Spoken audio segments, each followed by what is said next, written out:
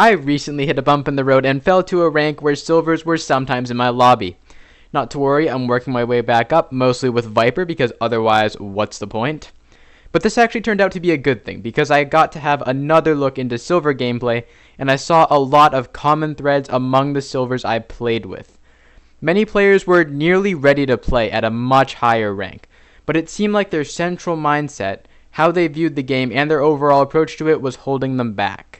This manifested mostly as 3 central problems that prevented them from reaching their full potential. In this video, I will talk about those 3 central problems as well as the mindset.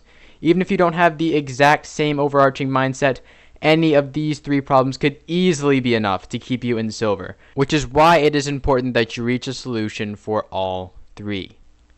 I recommend you watch every topic, even the ones you already know or have heard of. It helps to have a refresher, and you may be doing a small thing incorrectly which has a large detrimental effect on your game. Keep in mind these tips did work for me, but you may need something different. That is up to your own judgment. Make sure to subscribe if you want to be the first to see more videos designed to help you rank up just like this one. Hello everyone, my name is Atchax, and this is my guide to getting out of silver. Let's start with the problematic overall mindset. Even if it doesn't exactly match yours, it's important to have it for context and comparison's sake, as well as being an interesting way to find weaknesses in many opponents in silver, and a convenient way for me to introduce the 3 problems. The mindset is called the Fragger mentality. It emphasizes direct fights as the best way of winning, making fragging the central goal. It heavily incorporates aspects of the bracket mindset, most notably the idea that the better player will always prevail regardless of environmental factors. This mentality holds a very oversimplified outlook on the game of Valorant. While simplicity is usually a good thing, this is the primary cause of the 3 problems that are so common in silver. The first problem is a disregard for environmental factors that limits players because they don't know how to, or choose not to, leverage advantages. The second is subgoals that incentivize behavior that often does not represent the most effective way to win. And the third is that it sets up individuals to lose emotionally by proposing a hierarchical structure to the skill levels of all players. The easiest place to start is the environmental factors.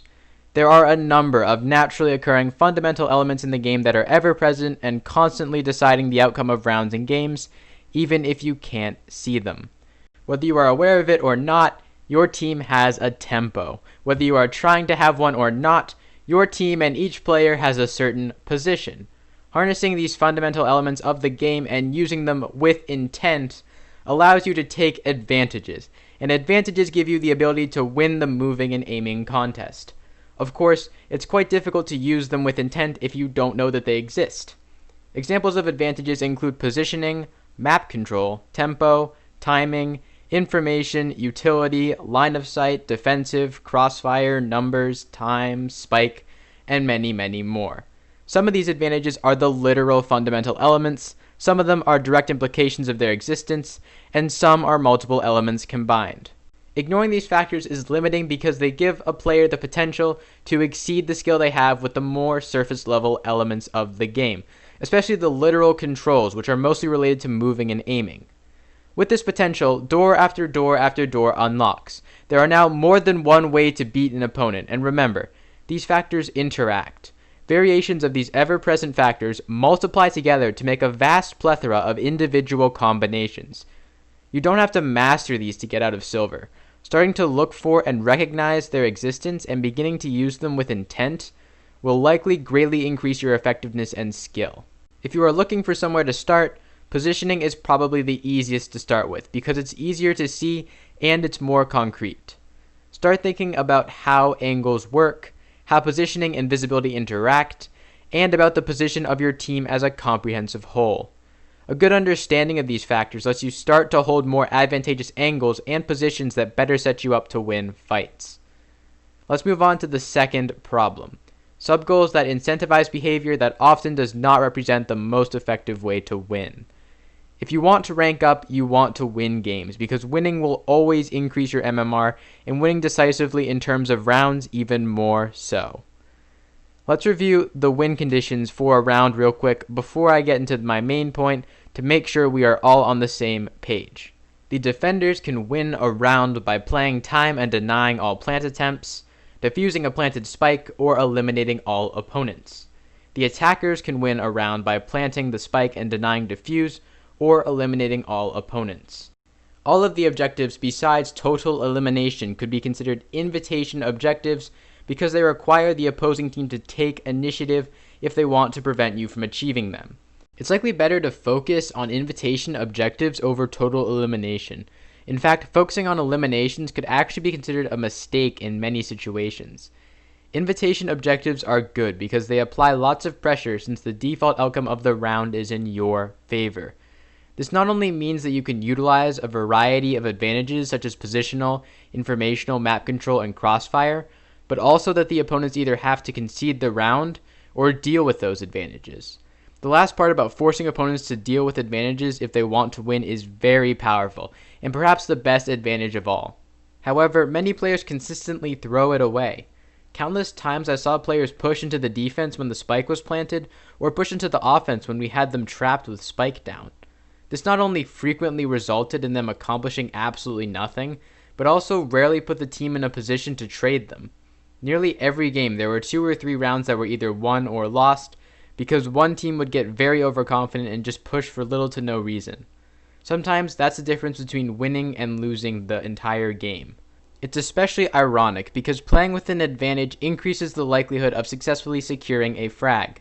The only potential benefit from pushing was an earlier elimination, provided there was an engagement. It seemed like it was always a race for the last couple frags, and sometimes it was a race that the entire team lost. After losing from a strong position on defense, I've heard someone say this line so many times. If we had all pushed them at the same time, we could have won. I'm not debating the truth of this statement, it probably is true. However, it's also irrelevant because if the opponents conceded in this situation, you wouldn't have any risk at all of losing the round. If the opponents pushed into a team who had positional, defensive, information, numbers, and crossfire advantage, it's extremely likely that they would have just been melted. The only theoretical benefit from pushing them is winning the round more quickly, and you don't get bonus points for winning a round more quickly. Let's move on to our final problem with the Fragger mentality.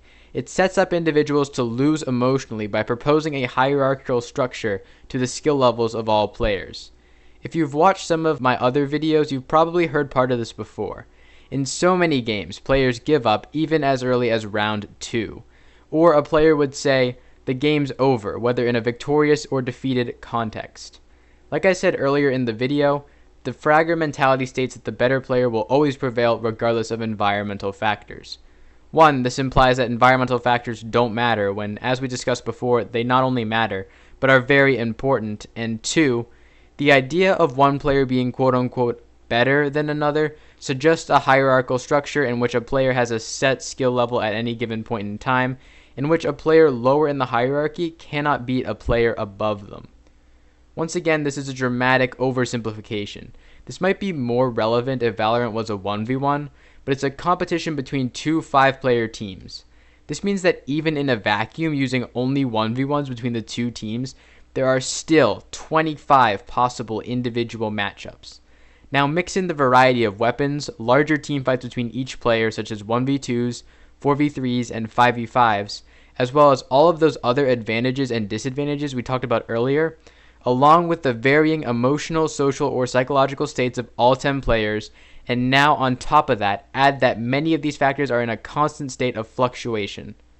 There isn't a pure hierarchy in Valorant because Valorant doesn't take place inside a vacuum, and there are so many possible variations. When you think about it like this, it's quite easy to see why both giving up and letting up don't make sense. If you're down 0 to 6, that's not something worth reacting negatively to or giving up about. There are no bonus points for winning rounds in a certain order. The goal is just to win 2 more than your opponent. Whether anyone chooses to make it so or not, the emotional state of the various players on both teams will greatly impact the game. Oftentimes, being able to be emotionally unreactive to setbacks will allow you to maintain focus and enhance your skill, whereas becoming unbalanced will likely make it difficult to align with your full effectiveness. On the other end of the spectrum, when many teams obtain a big lead, they become complacent and stop trying, ultimately resulting in their defeat. In fact, I actively look for teams who become complacent when I'm losing by a large margin, as this is often marked by joke buys and excessive pushing among other factors. This tends to be a great time to mount a comeback. Letting up makes sense within the Fragger mentality because the better player will always win. Realistically, however, a degree of effort is one of the factors that made the winning team win rounds so decisively. Lessening that degree might result in the other team being able to win more rounds. It's much easier to maintain focus than it is to revive it, so when you have the opponent where you want them, don't let up. Close out that game. In addition, this notion of a hierarchy is responsible for lots of inner team toxicity. A lot of players are competing not only to win the game, but also to be the quote-unquote best by getting the most eliminations or being at the top of the scoreboard. That's probably responsible for a large chunk of the racing to get eliminations that was a big part of problem 2. Frequently, players at the top of the scoreboard were quite unkind to players at the bottom of the scoreboard. While their frustration is understandable, it may not be justified. For starters, insulting teammates will likely negatively impact the confidence or calmness of the teammates in question, and this loss of focus will almost definitely make them perform worse. This makes it ridiculous because winning is the goal, and having the best teammates possible is going to help a lot in achieving that goal. This is even worse because it almost always tanks the communication of one team, which is a huge disadvantage. Secondly, the scoreboard favors players who get the most frags, but it doesn't really keep track of how these frags were achieved. It's actually quite easy to get large numbers of frags if you are willing to be completely useless from a round-winning perspective. The ranking system favors the players who win the most rounds. This means the better player is not the one who frags the most, but the one who contributes the most towards round wins. A Brimstone with 10 less frags than the top fragging Phoenix may be the actual MVP because their smokes are not only what led their team to victory, but also largely what allowed Phoenix to frag so well in the first place. In other words, the scoreboard may be used as a general indicator of the skill gap between various players, but it doesn't even measure the right thing, so it's not that good at determining skill difference. Toxicity towards teammates who may be below a top fragger on the scoreboard doesn't make sense, but even if it did, it would still harm the top frag. Let's tie all of this together. The game is more complicated than it might seem on the surface, and playing under an oversimplification when you are ready for the real version is very limiting. Valorant is made up of a variety of ever-present factors that are constantly interacting, and learning to use them with intent will start giving you very powerful tools to have in your arsenal. With the realization that there are many different methods to win with advantages in Valorant, putting yourself in a position where the opponents are forced to deal with these advantages rather than giving up the advantages without reason becomes a more optimal route to maximize your wins, your skill, and your rank. Finally, the game is in a state of constant fluctuation. Since there are so many different combinations of variables, a hierarchical structure to the game doesn't make sense, and therefore neither do giving up, letting up, or toxicity. With all of this information, we can actually craft a new approach to the game that reflects its more complicated nature, hopefully to our benefit. It might look something like this. Goal number 1, take an advantage. Goal number 2, leverage advantages to take an invitation objective. Goal number 3, allow the opponents to concede the round. Goal number 4, either accept the concession and score a point, accept the concession, score a point, and then chase down the opponents after the round is over, or fight the opponents in a position of strength where they have to deal with various advantages, with the overall goal of ending the game with 2 or more rounds than the opponent. This is the leverage invitation mentality, and it is a strong basis for a strategic approach to the game. But most importantly, it focuses on winning the round, winning the game, and increasing your skill and rank as a player. There are other skills that you will need to get out of Silver, but I would consider these topics to be the most important and the most beneficial by far. If you want a part 2 sort of thing that is more like a list of essential skills, similar to what I did for my video on getting out of Iron and Bronze, feel free to let me know in the comments. Don't forget to subscribe. Good luck getting out of Silver, and have an amazing day.